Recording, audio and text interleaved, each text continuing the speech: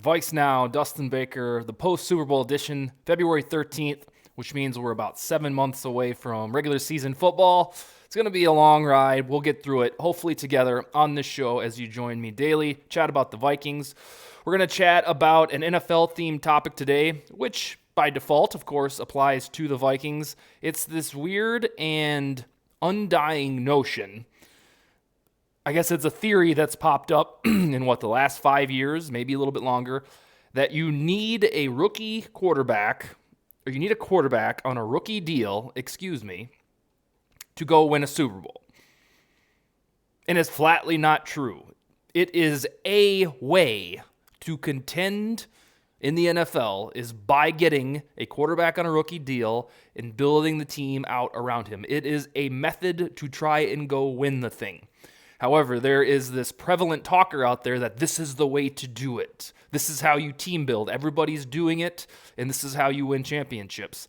And it's flat out false. The only way it works is if you want to blatantly ignore recent history. The idea is fine. If the Vikings want to try it this April, next April, good. Let's do it. However, it is not a bona fide way to go win the chip every February. And I want to chat to you about that today because it's flummoxing that at some point every regular season in these playoffs, it's like these gurus say, like, all right, go get a quarterback on a rookie deal, build a team out around him, boom, you're all set. When does that work? Show me the Super Bowl championships that come with it. That is the main talker. So let's go through it. In the last 9 Super Bowls, 8 of them have been won by a quarterback who is not on a rookie deal. A team employed a quarterback not on a rookie deal to win 8 out of the last 9 Super Bowls. The only one to do it was Patrick Mahomes in 2019. Otherwise, Patrick Mahomes is not rookie deal. His regular fat-ass contract kicked in recently. 2022, Patrick Mahomes wins the thing. 2021, Matthew Stafford was not on a rookie deal. 2020, Tom Brady certainly was not on a rookie deal. He was, 44, 45 years old. 2019, Patrick Mahomes on a rookie deal, won the thing. 2018, Mr. Brady again. 2017, Nick Foles, not on a rookie contract. He was a seasoned vet that somehow won a Super Bowl. 2016, Tom Brady. 2015, a very decrepit and terrible version of Peyton Manning, who was old and retired like the day after the Super Bowl. And then 2014, Tom Brady again. Where on that list of the last 9 Super Bowl winners do you see these these quarterbacks on rookie deals winning championships? Isn't that the goal, is to win the Super Bowl? If you want to get to the Super Bowl and lose, then using this strategy of a quarterback on a rookie deal is fine. It actually works if your goal is to lose the Super Bowl. In fact, in the last 5 Super Bowls, 4 of them, the loser was a quarterback on a rookie deal. So if you want to tweak the theory to, if your goal is to lose the Super Bowl, get there and lose it, then the methodology states you get a quarterback on a rookie deal because that is what's happening. Jalen Hurts this year, rookie deal, boom, lost in the Super Bowl. 2021, Joe Burrow, bada bing, lost in the Super Bowl. 2020, Patrick Mahomes. 2020 against the Bucs, rookie deal, lost in the Super Bowl. 2019, the lone exception, Jimmy Garoppolo got there on a non-rookie deal, and Patrick Mahomes and the Chiefs got the best of the 49ers. And then 2018, Jared Goff, rookie deal. So the pattern here is building out this fancy roster with high-paid guys and a cheap quarterback that gets you to this close to the promised land. So if that's the new working theory, that we want to get to the Super Bowl and lose it, yes, jump on board, because that seems a lot more ironclad than this dumbass theory that's like, get a quarterback on a rookie deal, go win a Super Bowl. It's flat out not happening. And there's really no blueprint. I think that's the biggest problem with this theory, is that we try to find, like, all right, what's the pathway to win a Super Bowl? And somehow we settled on QB on a rookie deal. There is no set way to get to the point where you're winning consistent Super Bowls. The only way close is to employ the best quarterback ever in Tom Brady or his heir apparent in Patrick Mahomes. If you can find a way to wiggle Mahomes away from the Chiefs That's probably your best strategy for the next decade to win a Super Bowl. I don't know who the next Brady will be because he's not coming back, but the undying need to find the way for your team or anybody's team to win a Super Bowl should no longer be quarterback on a rookie deal, because it is not happening. The results don't bear it out. There's no fruit on this tree that says that it works. In fact, in the last 20 years, the teams that win Super Bowls, about 40% of the time, have these quarterbacks who are not godly. Like, I don't know if you just want to ignore that history too. Since 2022, this season wrapped up in 2002, you had Brad Johnson. And we know him from Vikings lore. He's a good quarterback. He certainly never was elite. He was pretty decent. And they had a great team around him. Go figure, the team sport. Won a Super Bowl with the Bucs. In 2005, Ben Roethlisberger won one, but now with the benefit of history, we just assume that was Hall of Fame peak Roethlisberger. He was not very good in that season. He was a young quarterback, and he was propelled to the Super Bowl by Steelers defense. He wasn't very good. Eli Manning, some folks love to talk about quarterback record as a good stat. Well, he had a 500 record, and he won the damn thing twice. Joe Flacco in 2012, that story is repeated over and over. He got incredibly hot. He won a Super Bowl. 2015, Peyton Manning did, just like the Roethlisberger, though. We just look at that, we're like, oh yeah, Manning won 2015. He was terrible. That entire season and in the postseason, he was awful. And just because his name's Peyton Manning, we look back and, we have the courtesy of it being removed 7 or 8 years. We say, yeah, baby, Manning got 2. He didn't do shit in that second Super Bowl run at all. Regular season, he was flat out atrocious. He broke the all-time record at the time, and Broncos fans were like, "This guy sucks." Peyton Manning in 2015, you could have Brock Osweiler was guiding the ship that season, and he saved the season for him. You could have really put anybody in at that team. That's how ferocious Von Miller and the gang was. But we look back on 2015 and say, yeah, baby, Peyton got it number 2, and he didn't do anything to deserve that. And then Nick Foles, of course, in history, 2017, took over for Carson Wentz. He won a Super Bowl. And then Stafford last year. At this time last year, somehow we just shoved him into an elite category. He never belonged there. Now, he did more than like Peyton Manning did in 2015 in that playoff run. But Stafford. You're a Vikings fan. You've watched him for 14 years. He's not that daunting. You never sit down and say, "Oh God, we gotta watch Matthew Stafford. He's gonna carve us up." You've never once thought that in your life. So about 40% of the time in the last 20 years, it's these guys winning Super Bowls. So it adds more fuel to the fire. First of all, about the rookie QB deal bullshit. It doesn't pan out. And you either need like a Hall of Fame guy, or you need one of these schmoes who has a really good team around him. That's the holy grail. And it's so muddy that there is no clear-cut strategy that we just try to find. We have this quest. Like, all right, QB on a rookie deal. All right, well, it didn't work this year, but it's going to work again. And, crossing your fingers that Jalen Hurts and the Eagles win it so your theory is right. Nope, wrong again. And it's really, it's a testament to the team sport nature of football. We get so bogged down in this quarterback versus quarterback, mano-a-mano. We really want to make it Jordan versus Bird, Magic versus Bird, or Jordan versus Magic. And that is not how football is. It's 53 dudes on a team. You can kind of get away with that in basketball because there's only, 12, 15 players on a roster, and on each night, 9 or 10 of them play. To a degree, you can make it, LeBron versus Durant or Giannis versus Luka.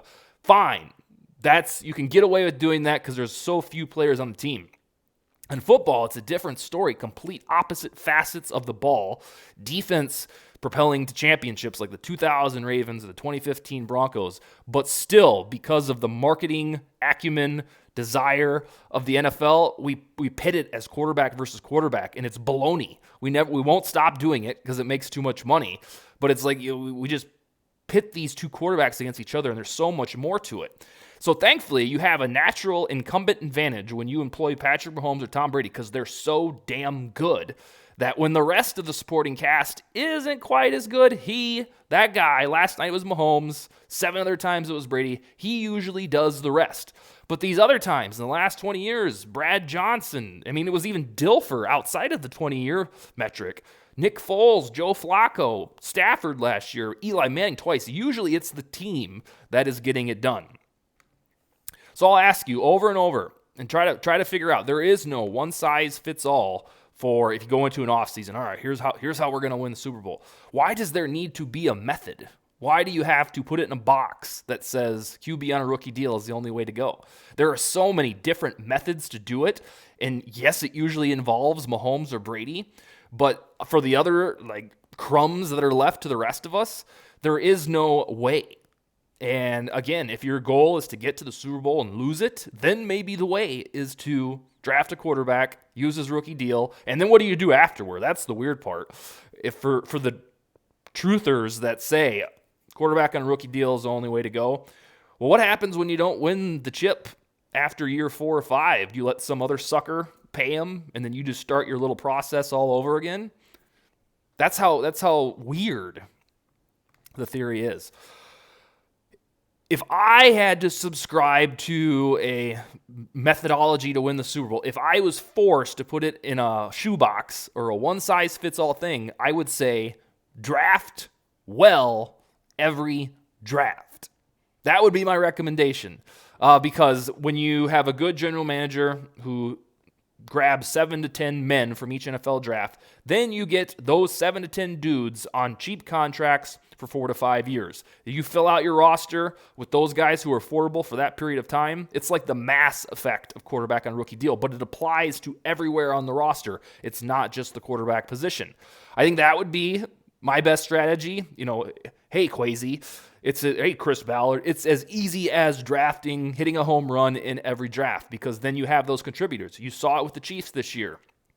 Sky Moore, Trent McDuffie, George Karlaftis, Leo Chenal, is that how you say his last name? They all contributed. And you peer at the Vikings roster, and we got Ed Ingram. That was our guy who contributed. Jalen Naylor in the last 2 or 3 games looked pretty spiffy. But injuries beset the Vikings draft class, so we shall see going forward if those guys pan out. But using the mantra quarterback on a rookie deal does not hold the weight as mine, which is it's really simple, silly. Just go draft well every year. That should just be the new motto. If you want to win a Super Bowl, draft for it. And nail the draft every single year, you'll be fine. It really wouldn't matter who you employ at quarterback. Just hope that you're not going against Mahomes or Brady. So what is the Vikings implication for this? Well, it's multiple fold. So you can do this Kirk Cousins thing for however much longer you want. I've said on the show before, I'll continue to say it all offseason. The new wrinkle in the Kirk Cousins debate is age. Up until now, we never really had to worry about any regression because when he got here, he was what? That was 5 years ago now, 30 years old. And now we're staring down the barrel of a 35-year-old Cousins who could regress, could keep going strong. We don't know. We are so, I don't know if it's misguided, but we've conditioned ourselves to believe that because Brady played until 45 or 46, or because Rodgers won MVP at 37 and 38, or because LeBron looks as good this year as he did in 2012, all these athletes are now, they're cut from the same script. They're all going to play until they're 40, blah, blah, blah. And that's flat out not true. It's like Ben Roethlisberger and Drew Brees hit walls at a normal age, their late 30s, and that could happen to Cousins. It could happen as soon as week 1 of 2023. It could happen in week 1 of 2027. We don't know. But the Vikings have to prepare for the possibility that Cousins isn't going to get any better. What you see is what has happened. So then if Cousins is going to be your guy for the next 1 to 3 years, then you have to do kind of what the Rams did last year. And oh, by the way, Kevin O'Connell worked there. You've got to build this fancy-ass roster with all of this talent around him and then unlock Kirk like they did Stafford. Stafford is a good quarterback. He is not great. That's how you describe Cousins as well. And Cousins showed last year that he has the same damn clutch gene that Stafford had. He tied the man's record for game-winning drives in a single season with 8. They're very similar quarterbacks. Neither one is elite and will never be elite, but they're pretty damn good. So if Cousins is going to be your method at QB1 for however many more years, then you've got to do a bang-up job creating a roster that emulates the 2021 Rams that had Aaron Donald and Odell Beckham and Jalen Ramsey, and was Bobby Wagner there yet? I don't think so. And Cooper Kupp. They had oodles of dudes and Pro Bowlers. That would be the way, if you want to go with Cousins, to not even just get to the postseason. You have to look beyond that, because we're so Super Bowl starved. You have to figure out ways to conquer Mahomes in the Super Bowl, because if you just get there and lose, who gives a shit? So that would be the script, if you will, to continue the employment with Cousins, is you've got to build out a roster that rivals the 2021 Rams. Now, thankfully, we had a dude who was in the room when it happened, in Kevin O'Connell, so that's a pretty good start. Maybe he can do it. Otherwise, you can do the rookie deal thing. Let's do it. I trust the team's leaders in Kwesi Adofo-Mensah and Kevin O'Connell. If it's this year, if you want to chat with the Jets or Patriots or Bucks and have 49ers, if you want to have Cousins accept a trade there and get whatever you can, to trade for him, fine. Let's start the quarterback on a rookie deal thing. At least you'll get to build out that roster that everybody wants, because we've had 5 years of Cousins now, and that's a large sample size. It's probably time to switch it up. And I don't know if that'll be this year, next year, or the year after. But I am here for it, because you're going to put all of your trust in Kwesi, who has to get this quarterback pick right. That will be the biggest difference between Kwesi and Rick Spielman, is Rick Spielman could never get the draft right with the quarterback. He tried it with Ponder, he tried it with Bridgewater, and then he took flyers on Tyler Thigpen, John David Booty, Nate Stanley. All of those, Rick Spielman could not draft long-term quarterbacks for the Minnesota Vikings. So that will be the only test that matters for Kwesi Adofo-Mensah when we get there, is whether or not he hits on the right quarterback. And I'm down to try it as early as this year if they want to. You have to probably trade up to get the guy you like, because he's probably not chilling at number 23. But yeah, if you want to make that splash, go for it. And then we'll see. We'll be part of that trend with quarterback on a rookie deal. But the goal would be that you hit on the guy, and then he blossoms into somebody who's as good as Burrow. I don't know if anybody can be as good as Mahomes or Brady, but you want to hit on that pick, unlike Spielman could, and you basically want to find Dante Culpepper, who doesn't get hurt at age, 26, 27, whatever he was. That'd be the goal. We had our guy in Dante, knee got shattered, rest is history. You want to find the right guy to lead the franchise for more than 5 years, hopefully 10 or 12, and that'll be up to Kwesi to do it. So I'm more than fine in starting that as soon as they deem fit. And then finally, if you don't do that, then you are on this train with Cousins where you hope that he'll turn into Joe Flacco in 2012. That is the best case scenario with Cousins, is that he does his usual voodoo, 4,000 passing yards, 30 touchdowns like the crow flies, and then when the postseason hits, he turns into a murderous quarterback like Flacco did in 2012. That's the only way the Vikings are going to win the Super Bowl. Otherwise, you can compare it to the 2021 Rams, where Cousins and Stafford, about the same dude in terms of performance, and then you just let the rest of the roster take care of it with a star-studded conglomeration of guys, and then Cousins just makes the big throws in the postseason. But the moral of the story, Vikings or not, is that quarterbacks on a rookie deal, it's a fabulous strategy. You can try it until you're blue in the face, but it does not guarantee Super Bowl wins. So I don't know why we keep spreading the theory as like, this is the way to do it, baby. The way to do it is to find Patrick Mahomes or Tom Brady, or what you perceive as a Hall of Fame quarterback. The Super Bowl win that you would eventually get probably puts that guy in the Hall of Fame. That's how it works. But yeah, that's I don't know. I don't think you'd call Kirk that right now. Now, if he comes out in 2023 and wins Super Bowl, and he does a lot during that run, then yeah, Cousins is probably a Hall of Famer. That's how Hall of Famers are born. But yeah, that is where we're at, is that the quarterback on rookie deal theory has a lot of holes in it. It's fun. It's exciting. I think when you see Joe Burrow doing it, Jalen Hurts, you get ultra excited that I want some of that too. But nobody ever brings up like the Sam Darnold version of it, where it just totally peters out and it's a fat failure. Nobody references those examples because it's not convenient for the talking point. All right, I hope you enjoyed that rant on the QB myth that was debunked last night.